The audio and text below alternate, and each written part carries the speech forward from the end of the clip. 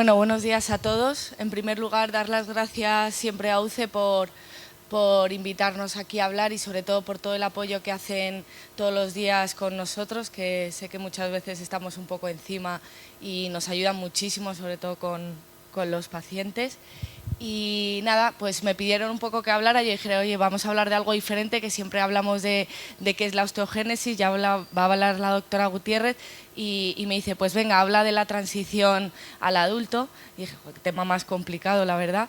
Pero bueno, pues he querido centrarme hoy un poco, sobre todo en eso, el paso de nuestros niños a adultos. Vale, vamos a empezar hablando un poco, he querido también explicaros un poco lo que hacemos en el servicio de pediatría y por qué lo hacemos, y luego ya qué es lo que vamos a hacer cuando nuestro niño adolescente pues ya pase al seguimiento de adultos. Vale, ya sabéis que en Getafe tenéis la suerte que en endocrino sí que, en pediatría sí que vamos a pasar a adultos, pero en traumatología, que es una de las partes más importantes, pues tenéis la suerte de que la doctora Bueno continúa el seguimiento tanto en niños como en adultos, ¿no? Y luego terminaremos hablando un poco de un análisis que hicimos el año pasado muy bonito de qué había pasado con esos adultos que fueron una vez niños y qué había pasado con sus densitometrías, con sus fracturas, cómo habían estado clínicamente, ¿no? Porque da la sensación de que nosotros les dejamos cuando les damos el alta y pasan adultos y no volvemos a saber de ellos, pero que sepáis que os tenemos a todos vigilados y sabemos lo que se está pasando, ¿vale? Entonces, como sabéis, y hay padres nuevos este año, queríamos contaros un poco qué es lo que hacemos cuando recibimos un niño con osteogénesis imperfecta, venga de que nos han llamado de AUCE o que nos lo han derivado cada vez más. La verdad que se agradece de otros hospitales, tanto de la Comunidad de Madrid como de fuera, ¿no? Y siempre hacemos mucho hincapié en la historia clínica, que es muy importante. Ya sé que somos muy pesados en preguntar cómo fueron las ecografías y qué os dijeron y cómo nació y qué peso tuvo y qué longitud, y somos muy insistentes en eso, pero porque es muy importante para nosotros, nos da mucha información detallada para luego orientar también un poco el diagnóstico. Somos muy insistentes también en las fracturas. Ya sé que los niños generalmente cuando venís se han fracturado ya varias veces y ya pues no lo sé, mira, no sé ni cómo fue esta fractura, no sé ni, pero a nosotros sí que nos interesa cómo se ha producido. No es lo mismo un niño que ha hecho un giro con una pierna y se ha roto la tibia a un niño que se ha tirado se ha caído de la trona. Pues claro, cambia un poco la cosa, el mecanismo de producción, ¿no? También cómo ha sido el tratamiento, sobre todo si se ha hecho el tratamiento en otro hospital y cómo ha ido la evolución, ¿vale? Vamos a preguntar y vamos a insistir mucho, y parece que a veces somos incluso un poco entrometidos o un poco cotillas, porque preguntamos mucho por los antecedentes familiares, que cuánto medía tu madre, cuánto medía la abuela, que si tenía sordera, que si sois primos, que si hay alguna posibilidad de que seáis familiares. Pues eso también es muy importante porque nos acerca un poquito a la sospecha que vamos a tener, y luego, por supuesto, pues vamos a hacer una evaluación del niño, ¿no? Inicialmente, ¿qué pruebas complementarias vamos a pedir? Pues siempre vamos a pedir radiografías. Obviamente, la doctora Bueno es la que nos manda un poquito el qué es lo que vamos a pedir, o generalmente lo trabajamos conjunto, pero siempre va a ser ella la que diga, oye, pues vamos a pedirle de aquí a acá, o lo que ella crea conveniente, ¿no? Vamos a pedir una analítica siempre inicial. Somos muy insistentes con la vitamina D, somos muy insistentes con el calcio, pero es que son fundamentales para el hueso. Entonces, en una patología en la que ya de por sí tenemos una alteración en el metabolismo óseo, pues no nos interesa tener una deficiencia de vitamina D, y sé que somos muy pesados, que toméis la vitamina D, pero es que nos interesa que esos niveles no estén en deficiencia, porque si no vamos a producir menos calcio y esto es un factor de riesgo para nuestro hueso, ¿no? Vamos a pedir un estudio genético, y aquí tenemos dos opciones, ¿no?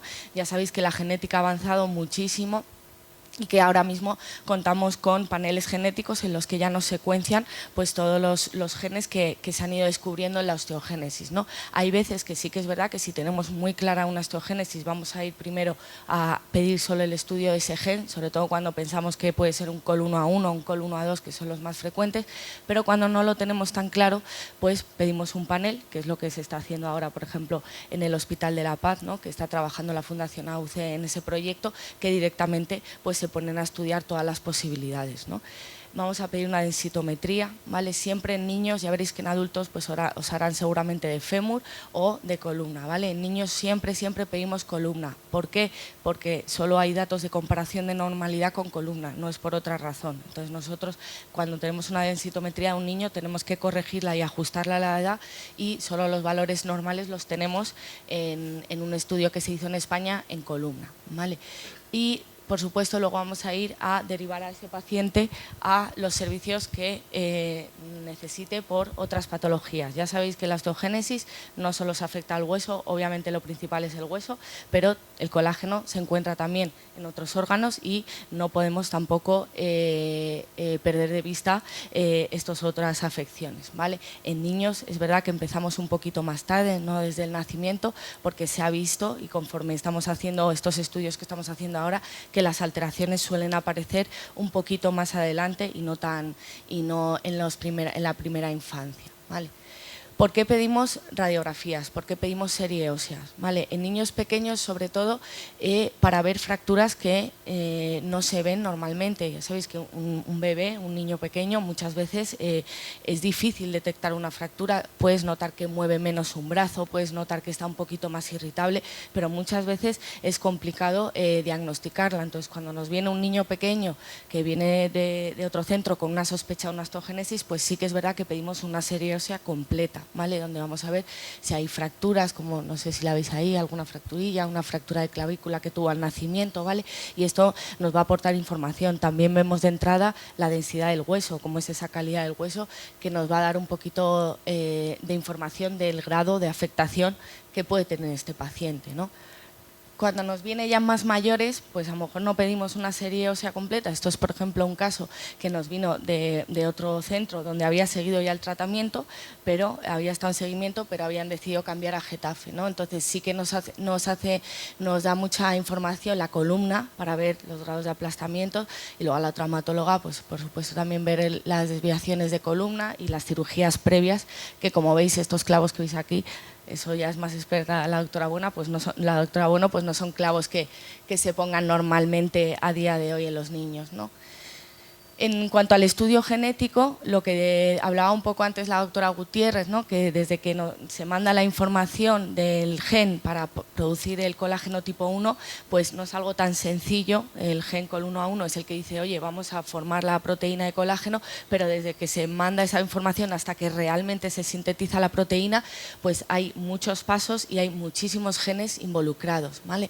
Conocemos los col 1 a 1 y el col 1 a 2 como los que se ven más frecuentemente afectados, pero hay, como decíamos hasta ahora, hasta 18 genes distintos que se van descubriendo y cada año aparece uno. Por eso muchas veces cuando no nos cuadra la clínica del paciente con una osteogénesis concreta, pues es más rentable y es más barato pedir un panel donde van a analizar directamente todos los genes y va a ser el diagnóstico más rápido, ¿vale? Y esto sí, como decía la doctora Gutiérrez, es importante porque a día de hoy, cada día estamos teniendo más novedad en cuanto a tratamientos y hay tratamientos que actualmente ya son dirigidos y que cambia un poquito en función de qué tipo de mutación tengas, ¿no? Entonces, en un primer momento nosotros vemos al paciente, lo evaluamos, generalmente intentamos que desde el Hospital de Getafe pues lo podamos hacer un poco coordinado, traumatología, pediatría, para verlo en el mismo día, pedir las radiografías y poder analizar un poco el estado del paciente, ¿vale? Y lo que vamos a clasificar ya no es solo el tipo 1, tengo un tipo 1, tengo un 3, tengo un 15, un 14, sino que más el grado de afectación que tiene ese paciente, la clínica, ¿vale? Porque hay gente que puede tener una misma mutación y dentro de una misma familia lo hemos visto y que uno se haya fracturado 15 veces y otro 3 y tienen la misma mutación. Entonces, nosotros lo que evaluamos generalmente es cuántas fracturas ha tenido ese paciente, ¿hay aplastamientos vertebrales o no hay aplastamientos vertebrales? ¿Cómo tiene esa densitometría? Y fundamental, ¿tiene dolor? ¿No tiene dolor? Nosotros podemos ver en la consulta niños que tienen unas densitometrías por los suelos, pero que hacen una vida absolutamente normal, que montan en bici, que patinan. Lo de esquiar todavía no lo he visto, pero yo creo que sí que me asustaría un poco si veo a algún paciente esquiando, pero analizamos todo esto y desde aquí ya vamos a decidir inicialmente ¿qué dos vertientes vamos a hacer? Tenemos un niño que tiene una osteogénesis con una afectación leve, moderada, podemos hacer un seguimiento y no poner inicialmente tratamiento farmacológico. Cuando hablo de tratamiento farmacológico, sobre todo hablamos de bifosfonatos o de denosumab, que es lo que estamos poniendo actualmente, ¿no? O tenemos un paciente que realmente está afectado, que ha tenido muchas fracturas y que está indicado el tratamiento, ¿no? Entonces ahí vamos a hacer como si dijéramos dos vertientes, ¿vale?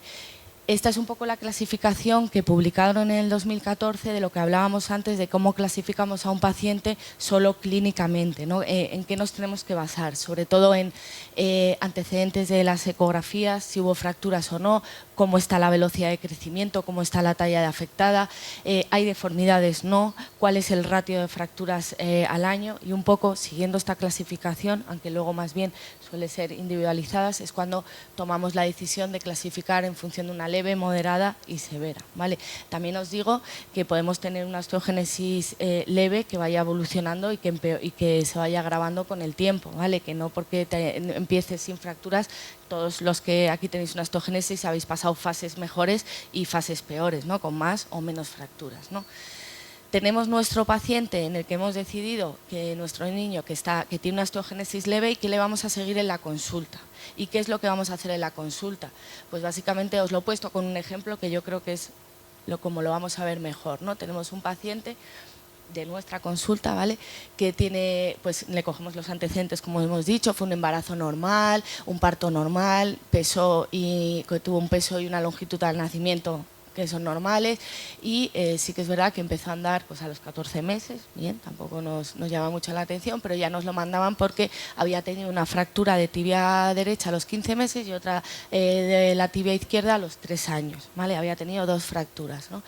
Entre los antecedentes familiares, pues en la madre y en el padre no había antecedentes de fracturas, no hacía sospechar que hubiera antecedentes familiares de osteogénesis, y nosotros siempre tenemos algo en cuenta que es la talla diana en los pacientes, ¿vale? Es un poco, según la talla que tengan los padres, ¿vale? La talla, podemos saber qué talla va a llegar a tener ese niño si no hay ninguna alteración del crecimiento, ¿vale? Es un cálculo aproximado, pero bueno, siempre lo calculamos también porque nos da un poco de idea de cómo va de talla respecto a lo que le corresponde genéticamente, ¿vale?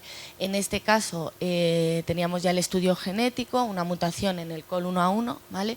Y lo que hablaba antes la doctora Gutiérrez, un codón de parada. Esto quiere decir que tenemos colágeno normal, pero disminuido en cantidad. Generalmente se asocian a formas más leves de osteogénesis.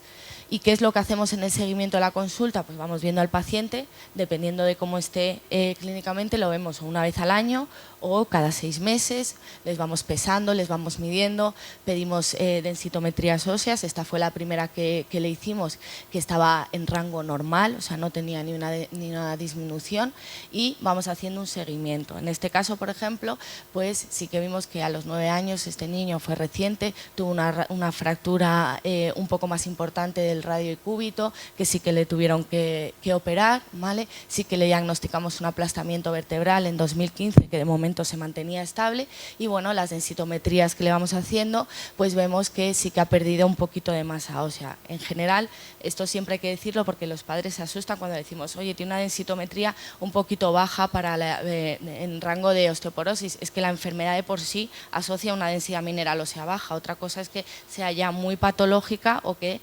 esté repercutiendo en la clínica, ¿no? Hacíamos un poco de valoración de peso y talla, de cómo iba el paciente, y también pues siempre les preguntamos que cómo están clínicamente, que cómo está en el colegio, que si es un niño activo, qué deporte hace, qué tipo de deporte, ¿vale? Entonces en este niño, por ejemplo, a pesar de que ha tenido varias fracturas, a pesar de que tiene un aplastamiento, pues la actitud inicial de momento, tras la última fractura, fue de vamos a ir revisando y de momento no vamos a iniciar tratamiento porque el niño, pese a haber tenido estas 3 fracturas, pues está clínicamente muy bien, ¿vale? No tiene dolores ni ha empeorado, ¿vale? Y luego tenemos la otra parte del seguimiento, aquel niño en el que efectivamente ha tenido un número de fracturas considerable, tiene una densitometría bastante afectada y tiene ya varios aplastamientos vertebrales, con lo cual hay una indicación clara de iniciar tratamiento, ¿vale? ¿Qué tenemos que tener en cuenta a la hora de pensar en el hueso de la osteogénesis? Nosotros tenemos un hueso donde sabemos que hay una disminución de la masa ósea, la calidad del hueso generalmente está afectada y hay un desequilibrio en la remodelación que todos tenemos en el hueso, ¿vale? Todos estamos en constante formación y destrucción de hueso porque es la forma de trabajar en nuestro hueso y reparar esas microfracturas que todos tenemos, ¿vale? ¿Qué tratamientos tenemos hoy en día? Sobre todo vamos a trabajar sobre esa destrucción que sabemos que está aumentada en los pacientes con osteogénesis imperfecta y vamos a ir a frenar esa destrucción para que la balanza se normalice y sobre todo intentemos que no se destruya tanto hueso y que se forme hueso, ¿vale? A día de hoy los tratamientos que tenemos disponibles que inhiben la resorción ósea, sobre todo los bifosfonatos, que todos los conocéis, y ya sabéis que recientemente estamos trabajando también con el denosumab, ¿vale? Que actúa un poco distinto.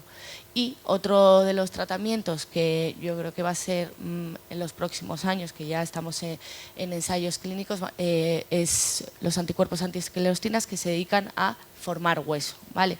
Yo creo que en un futuro cercano lo que haremos será una combinación de estos fármacos, estimularemos la formación a la vez que inhibiremos esa destrucción, ¿vale?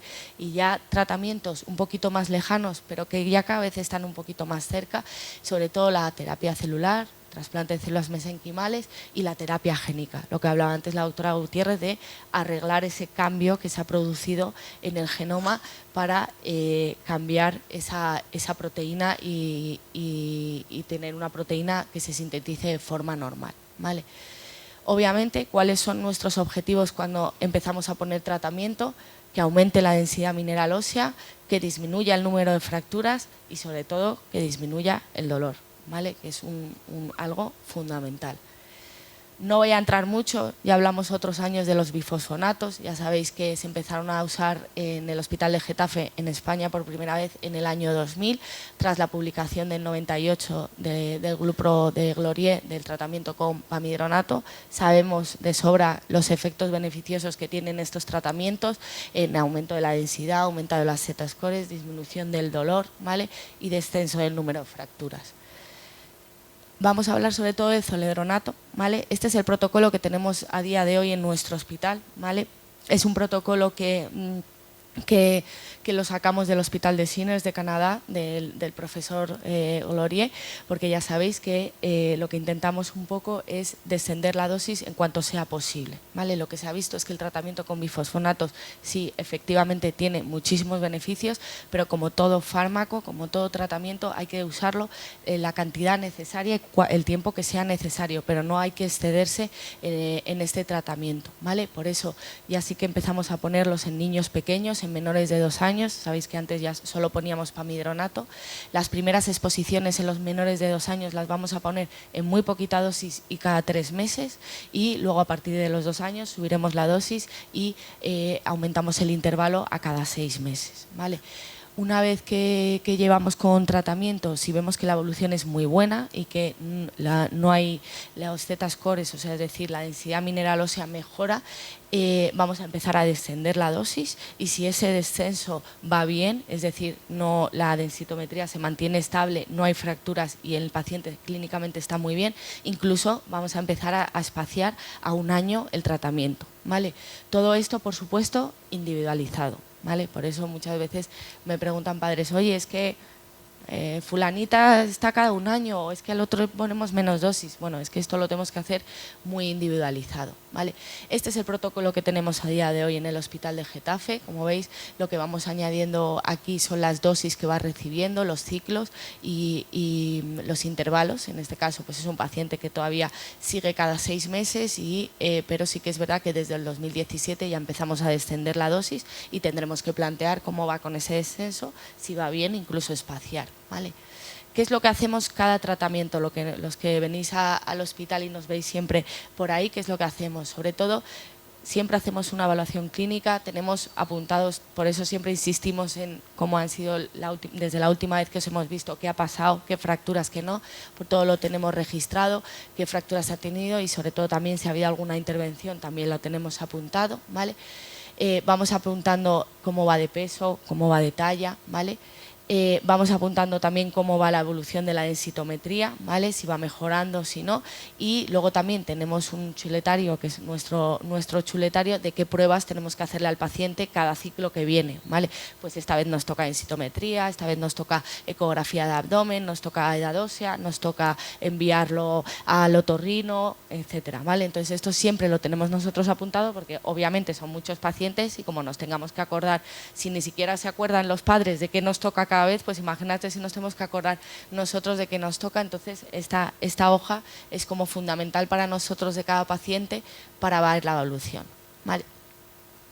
¿Y qué preocupaciones tenemos del tratamiento mantenido, ¿vale? Y pongo aquí el libro de osteogénesis imperfecta que estaba publicado por Safiro y Semler, ¿vale? Porque estas preocupaciones, que son las que a mí me surgían muchas veces, están aquí también en el libro de osteogénesis imperfectas y a día de hoy pues todavía falta un poco de respuesta, ¿no? Fundamentalmente tenemos preocupación por el poner el tratamiento, que haya un retraso en la osificación tras una cirugía, sobre todo tras cirugías de fracturas o corrección de deformidades. Siempre que la doctora Bueno, ya sabéis, pone un clavo o está poniendo un clavo, ya sea porque hay que corregir una deformidad o que hay una fractura que tiene que ponerse un material de osteosíntesis, ya sabéis que siempre retrasamos los ciclos y nos tenemos que asegurar que ese hueso vaya osificando, porque sí que se puede ver que si ponemos el bifosfonato pueda enlentecer esa osificación y lo que nos interesa en ese momento es que la cirugía vaya bien y la evaluación de la evolución de esa fractura o ese clavo que han puesto para corregir una deformidad vaya bien, ¿no? Sí hay cierta preocupación por el retraso en la erupción dentaria, en esto no me voy a meter porque ya el doctor de Nova seguramente nos hable bastante, ¿vale? Y en la alteración del remodelado óseo, ¿vale? Lo que se ha visto en los últimos años es que aquellos pacientes que llevan muchísimo tiempo con tratamiento, estos pacientes sobre todo son los de Canadá, tenían una alteración en este remodelado. ¿Qué quiere decir? Como nosotros estamos formando y destruyendo hueso constantemente, nosotros estamos metiendo un fármaco que está inhibiendo esa destrucción, pues ¿qué pasaba? Que a veces estos pacientes tenían tan inhibida esa destrucción del hueso que no podían hacer fisiológicamente ese remodelado y aparecían fracturas un poco patológicas, ¿vale? Por eso fue cuando empezó todo el cambio en cuanto al tratamiento y a decir vamos a intentar poner la menor dosis posible para que el paciente no tenga fracturas, no tenga dolores, pero no tampoco insistamos mucho en frenar esta destrucción fisiológica del hueso, ¿vale?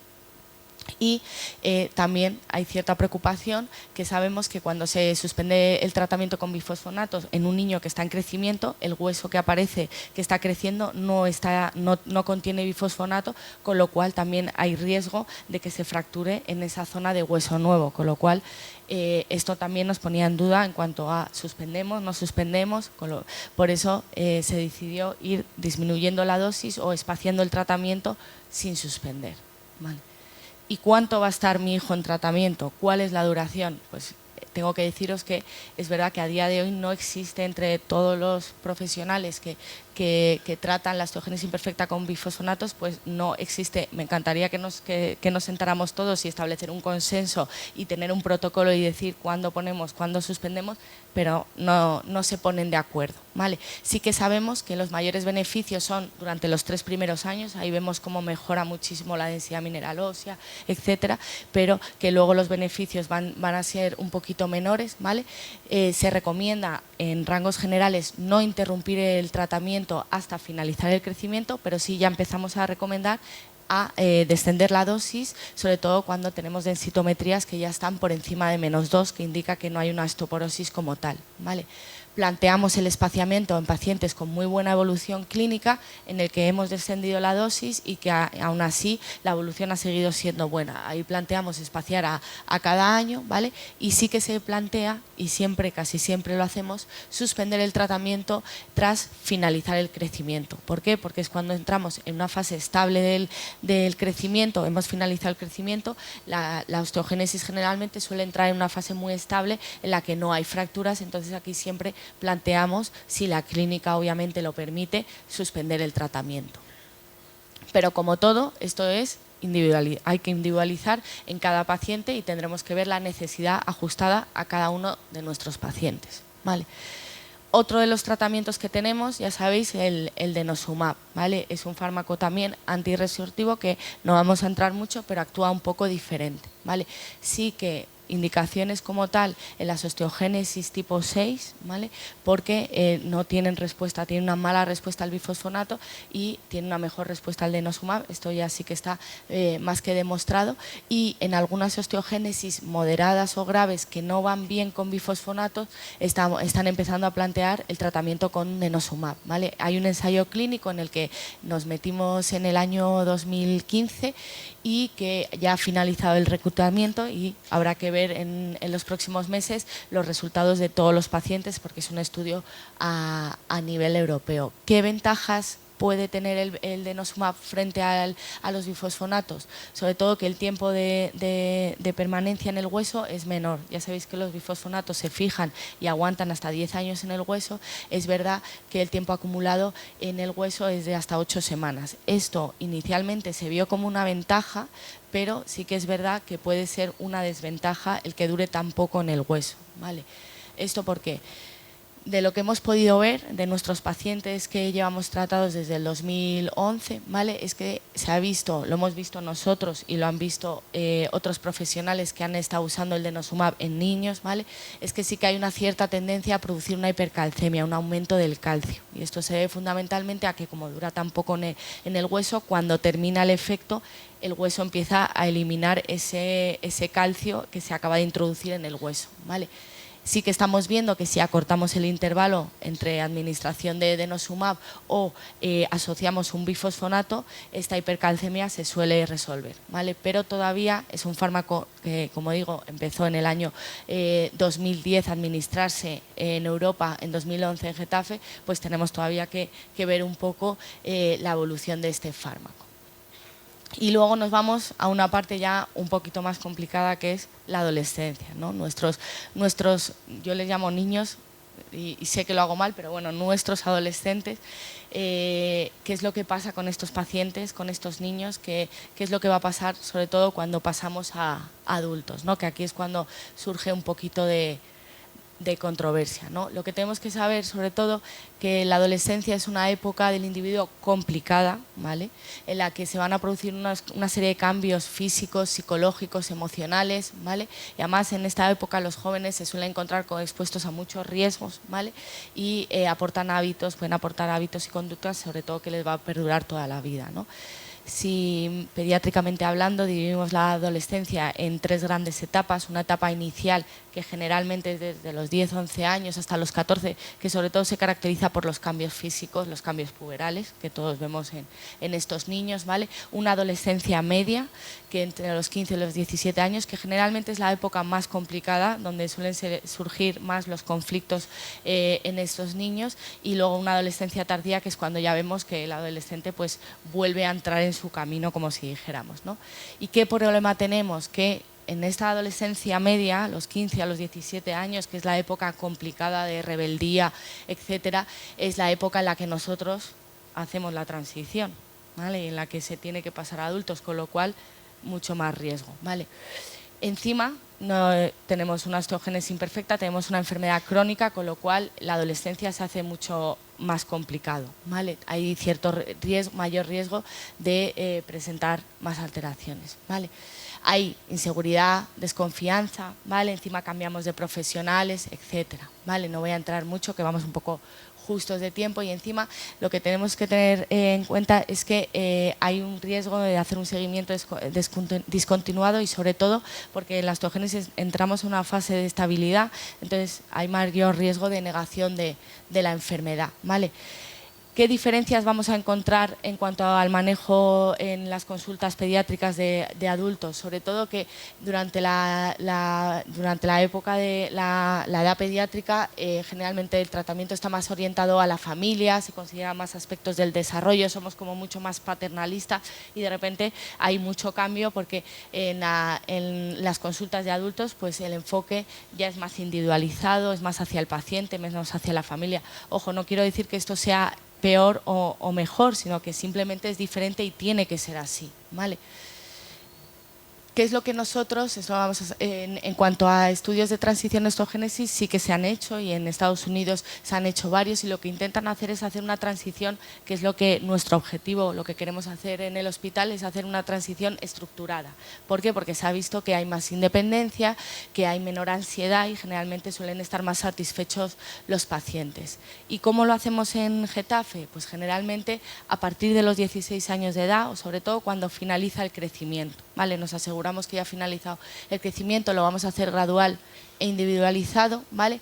Como decíamos antes, de cara en traumatología no va a haber mucho cambio, pero sí que lo va a haber en pediatría, ¿vale? Y lo vamos a hacer seguimiento en adultos, en consultas de endocrinología, si van a seguir en el hospital y si se van a ir porque vienen de otra comunidad y quieren hacer el seguimiento de adultos en otra comunidad, pues lo haremos desde su médico de cabecera, ¿vale? Y dos palabras ya del estudio que os comentaba antes, que hemos hecho en pacientes adultos tras la suspensión de tratamiento. Lo que hicimos fue recoger las historias de todos aquellos adultos que habían pasado por pediatría y habían estado en tratamiento y queríamos ver sobre todo, que es lo que voy a resaltar, cómo se mantenía la densidad mineral ósea, que se mantiene estable sin tratamiento durante los 4 primeros años sobre todo, luego vemos que empieza a caer un poquito, pero muy poquito, con lo cual vimos que los bifosfonatos pues se cumplía lo que decían los expertos, ¿no? Que mantenemos la densidad incluso sin tratamiento, ¿vale? Y queríamos ver sobre todo quién había iniciado tratamiento y quién no, ¿vale? Y lo que vimos sobre todo es que los pacientes con osteogénesis más leves no iniciaban tratamiento y que las formas moderadas y severas, un 50% volvían a reiniciar tratamiento y la causa era sobre todo el empeoramiento clínico manifestado como dolor, ¿vale? No como fracturas. Y ya está, muchas gracias.